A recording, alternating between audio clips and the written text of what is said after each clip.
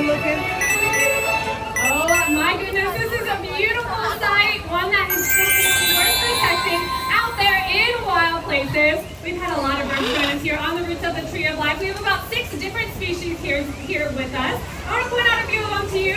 Right behind me here are these 2 redbirds. This is Marvin. He's a green-winged macaw. This is one of the larger species of macaws out there. Right next to him is his buddy Jesse, who's a scarlet macaw. And then check out these 2 little green birds. They're kind of hidden here. They are called red-fronted macaws. We have Lizard and Holly here. And that is another critically endangered species in wild places with fewer than 600 individuals.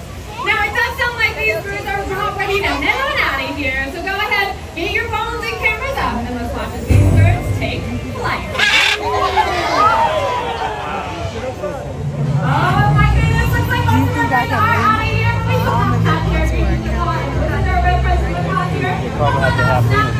You're gonna have to go to get services And whatever you do, enjoy the rest of your day here in as your guest pass for the fast pass.